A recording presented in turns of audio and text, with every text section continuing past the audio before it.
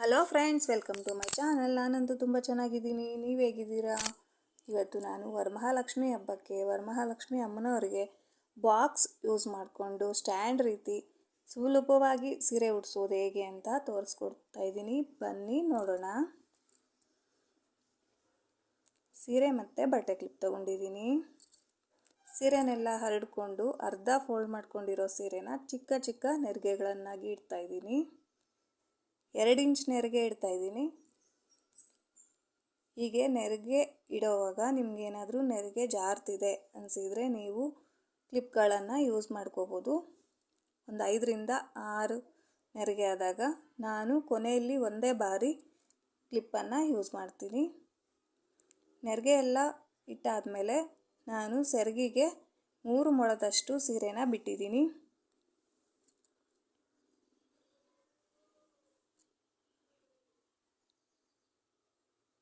ಈಗ ನೆರಿಗೆ ಇಟ್ಟಿದ್ದಾಯಿತು. ಕ್ಲಿಪ್ಗಳನ್ನು ಹಾಕ್ಕೋತೀನಿ. ಚೆಕ್ ಮಾಡಿ, ನೆರಿಗೆ ಎಲ್ಲ ಚೆಕ್ ಮಾಡಬೇಕು, ಒಳಗಡೆ ಜಾರ್ಕೊಂಡಿರ್ತವೆ.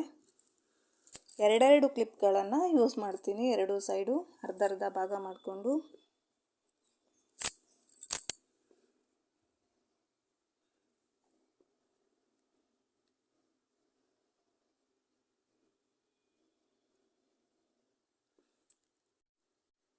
ಈ ಥರ ಸೀರೆ ಉಡಿಸೋದು ತುಂಬ ಸುಲಭ. ಬಿಗಿನರ್ಸ್ ಆದರೆ ಈಸಿಯಾಗಿ ನೀವು ಇದನ್ನು ಉಡಿಸ್ಬೋದು. ಈ ಥರ ನೋಡಿ, ಬಾರ್ಡರ್ ಸೈಡ್ ಆಯಿತು ನಂದು. ಇನ್ನೊಂದು ಸೈಡು ಅಲ್ಲೂ ಸಹ 2 ಕ್ಲಿಪ್ಗಳನ್ನು ಹಾಕ್ತೀನಿ. ನೆರಿಗೆ ಎಲ್ಲ ಚೆಕ್ ಮಾಡಿಕೊಂಡು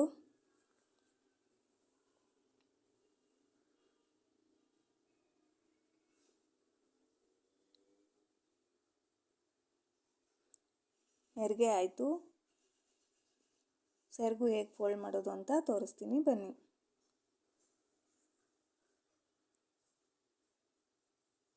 ಸೆರಗಿಗೆ ನಾನು 3 ಇಂಚು ನೆರಿಗೆ ಇಡ್ತಾಯಿದ್ದೀನಿ. ನಾನು ಇಲ್ಲೂ ಸಹ ಕ್ಲಿಪ್ಗಳನ್ನು ಯೂಸ್ ಮಾಡ್ತೀನಿ. ನೀವು ಗುಂಪಿನ ಸಹ ಯೂಸ್ ಮಾಡ್ಬೋದು ಇಲ್ಲಿ.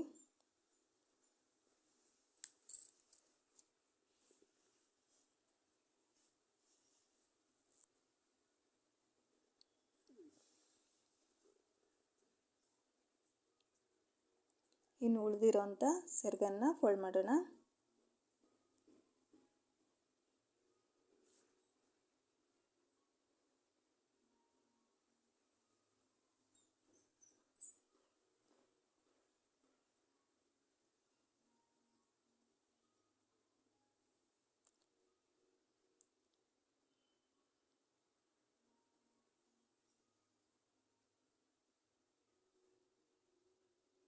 ಹೀಗೆ ನೆರಿಗೆ ಮತ್ತು ಸೆರಗು ಫೋಲ್ಡ್ ಆದಮೇಲೆ ಬಾಕ್ಸಿಗೆ ಹೇಗೆ ಸೀರೆ ಉಡಿಸೋದು ಅಂತ ತೋರಿಸ್ತೀನಿ, ಬನ್ನಿ.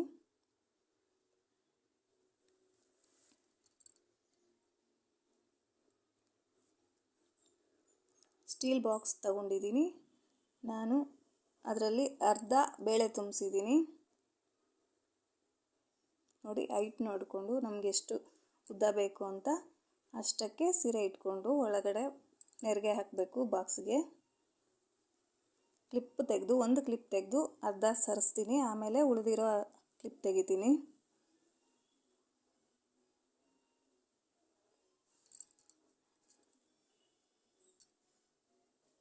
ಅಕ್ಕಿ ಬೇಕಿದ್ರೂ ತುಂಬಿಸ್ಕೋಬೋದು. ನಾನು ಬೇಳೆ ತುಂಬಿಸಿದ್ದೀನಿ ಬಾಕ್ಸಿಗೆ.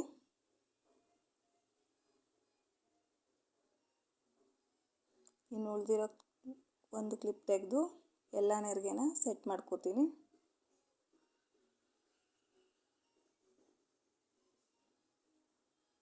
ನೋಡಿ, ಇದು ಸ್ಟ್ಯಾಂಡ್ ರೀತಿಯೇ ತುಂಬ ಚೆನ್ನಾಗಿ ಬರುತ್ತೆ. ಮಾಡೋದು ಮತ್ತು ಸುಲಭ, ನೋಡೋದಕ್ಕೂ ತುಂಬ ಚೆನ್ನಾಗಿ ಕಾಣುತ್ತೆ. ನೋಡಿ, ಹೀಗೆ ನೆರಿಗೆಗಳನ್ನೆಲ್ಲ ಸ್ಪ್ರೆಡ್ ಮಾಡ್ಕೋಬೇಕು ನೀಟಾಗಿ. ನೆರಿಗೆಗಳು ಒಳಗಡೆ ಸೇರ್ಕೊಂಡ್ಬಿಟ್ಟಿರ್ತವೆ, ನೋಡಿಕೊಂಡು ನೀಟಾಗಿ ಸ್ಪ್ರೆಡ್ ಮಾಡ್ಕೋಬೇಕು.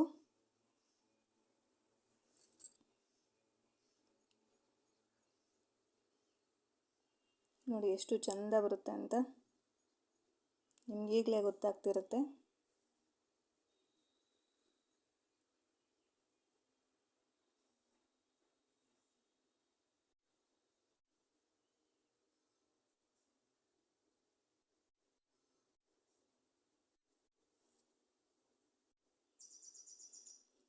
ನೋಡಿ ಎಷ್ಟು ಚೆಂದ ಇದೆ ಅಂತ. ನೆರಿಗೆ ತುಂಬ ಚೆನ್ನಾಗಿ ಬರುತ್ತೆ ಬಾಕ್ಸಿಗೆ ಉಡಿಸಿದಾಗ. ಈಗ ಬಿನ್ಗೆ ಇಡ್ತಿದ್ದೀನಿ.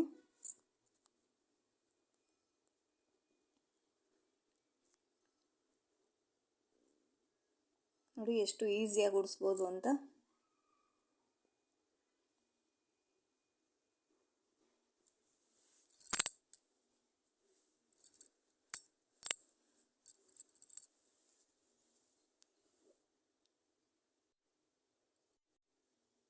ನೋಡಿ ಎಷ್ಟು ಚೆನ್ನಾಗಿದೆ ಅಂತ. ಈಗ ಸೆರಗು ಹೇಗೆ ಹಾಕೋದು ಅಂತ ತೋರಿಸ್ತೀನಿ ಬನ್ನಿ. ಸೆರಗು ಹಿಂಭಾಗದಿಂದ ಮುಂಭಾಗಕ್ಕೆ ತಗೊಂಡು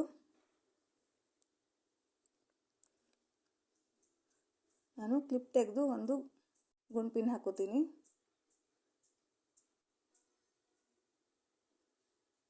ಮತ್ತು ಹಿಂದಕ್ಕೆ ಹಾಕಬೇಕು. ಎರಡೂ ಕಡೆ ಶೋಲ್ಡರಿಗೂ ಒಂದೊಂದು ಪಿನ್ ಹಾಕೋತೀನಿ.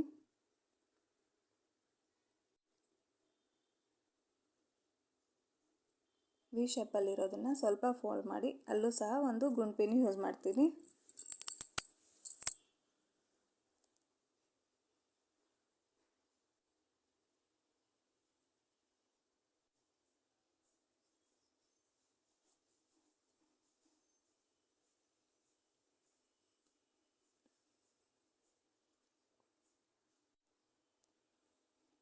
ಈಗ ಒಂದು ದಾರ ಕಟ್ತಿದ್ದೀನಿ, ದಾಪ್ ಕಟ್ತಿದ್ದೀನಿ, ಕಾಲು ಇಡ್ತಿದ್ದೀನಿ. ಈಗ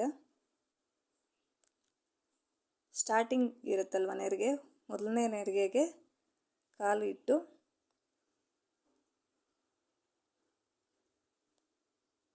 ಸ್ವಲ್ಪ ಸುತ್ತಿ ಒಂದು ಗುಂಪಿನ ಯೂಸ್ ಮಾಡ್ತಿದ್ದೀನಿ.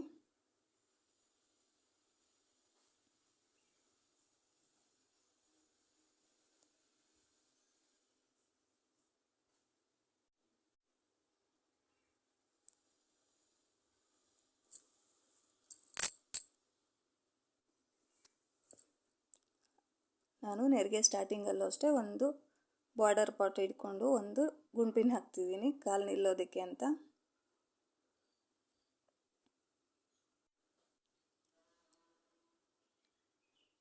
ಹಿಂದ್ಗಡೆ ಸ್ವಲ್ಪ ನೆರಿಗೆ ಎಲ್ಲ ಸೆಟ್ ಮಾಡಿಕೊಂಡು ಒಂದು 4ರಿಂದ 5 ನೆರಿಗೆ ತೆಗೆದು ಎಷ್ಟು ನೆರಿಗೆ ಬೇಕಾಗುತ್ತೋ ಅಷ್ಟು ಇನ್ನೊಂದು ಕಾಲು ಇಡ್ತಿದ್ದೀನಿ. ಹೀಗಿಟ್ಟಾಗ ನೆರಿಗೆ ತುಂಬ ಚೆನ್ನಾಗಿ ಬರುತ್ತೆ, ಅಗಲವಾಗಿ ನೋಡೋದಕ್ಕೆ ತುಂಬ ಚೆನ್ನಾಗಿ ಕಾಣುತ್ತೆ. ಕಾಲಿಟ್ಟು ಅದಕ್ಕೂ ಸಹ ಒಂದು ಗುಂಪಿನ ಹಾಕ್ತಿದ್ದೀನಿ.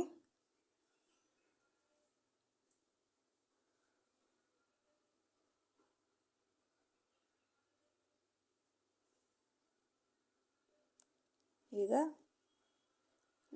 ಕೊನೆ ನೆರಿಗೆ ಇರುತ್ತಲ್ವ, ಬಾರ್ಡರ್ಗೆ ಅದು ಕಾಲಿಗೆ ಹಾಕಿರ್ತೀವಲ್ಲ, ಆ ಬಾರ್ಡರ್ ತಗೊಂಡು ಅಲ್ಲೊಂದು ಗುಂಪಿನ ಹಾಕ್ತೀನಿ. ನೋಡಿ ಹೆಂಗೆ ಕಾಣುತ್ತೆ ಅಂತ, ಎಷ್ಟು ಚಂದ. ಈಗ ನೆರಿಗೆ ಸೆಟ್ ಮಾಡ್ತೀನಿ.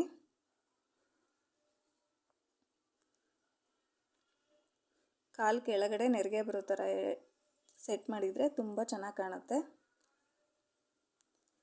ಸೈಡಲ್ಲೂ ಅಷ್ಟೇ ಎಲ್ಲ ನೆರಿಗೆ ಸೆಟ್ ಮಾಡ್ತೀನಿ.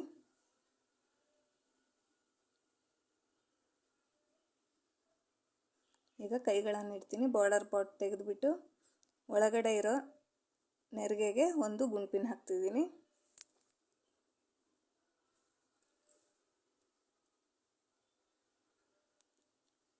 ಎರಡು ಸೈಡು ಸಹ ಹಾಗೆ ಮಾಡ್ತೀನಿ.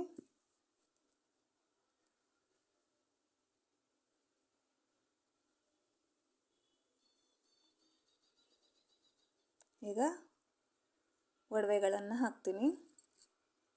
ನಿಮಗೇನಿದೆಯೋ ನಿಮಗೇನು ಇಷ್ಟ ಇರುತ್ತೋ ಆ ಒಡವೆಗಳನ್ನು ಹಾಕಿ ನೀವು ಅಲಂಕಾರ ಮಾಡಿ.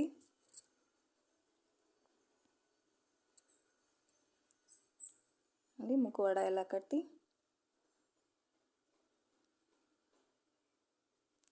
ಒಡವೆ ಎಲ್ಲ ಹಾಕಿದ್ದಾಯಿತು. ನೋಡಿ ಫೈನಲ್ ಲುಕ್ ಈಗ ಬರುತ್ತೆ. ನೋಡಿ ಎಷ್ಟು ಚೆಂದ ಇದೆ ಅಂತ. ವಿಡಿಯೋ ಇಷ್ಟ ಆದರೆ ಲೈಕ್ ಮಾಡಿ, ಶೇರ್ ಮಾಡಿ, ಸಬ್ಸ್ಕ್ರೈಬ್ ಮಾಡ್ಕೊಳ್ಳಿ. Thanks for watching. ಹೀಗೆ ಸಪೋರ್ಟ್ ಮಾಡ್ತೀನಿ.